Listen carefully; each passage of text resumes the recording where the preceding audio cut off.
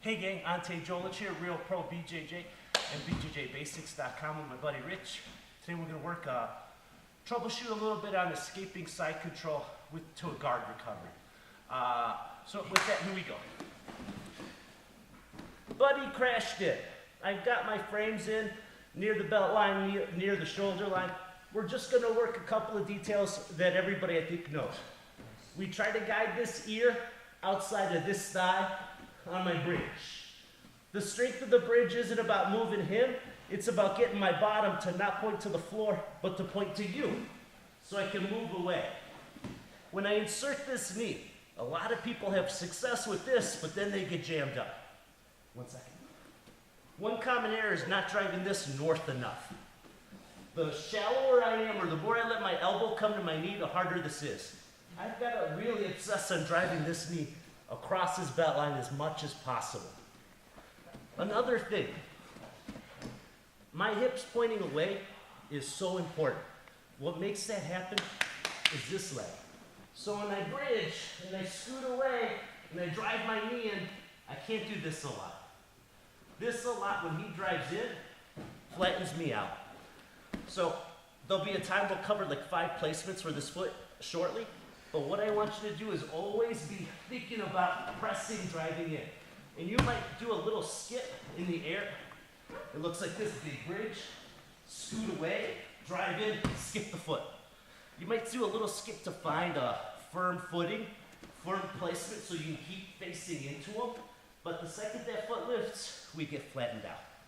Now, there's 5 big leg placements that are pretty easy to find in the moment. But know that not all are available at once. Usually as they close off the doors to 1 or 2, that leaves an opening for 1 left over. So when we're here, 1 is draping over the back. Coming over like this. This leg curl must be real firm, and this is kind of a hunched up, strong core type. Using this to get my center foot, my foot in between his knees. Our spine's parallel, and then we can finish our guard recovery. The others, like I said, were very based on our builds and what he gives me. So sometimes I bumped, scooted away, came to here. Can you watch your way a little bit? I bumped, scooted away, came to here. This doesn't feel strong. Second might be on the outside of this leg. Third might be on top. Fourth is inside. When hide your foot and sit back. When I can't get this, that's number 5, the butterfly hook.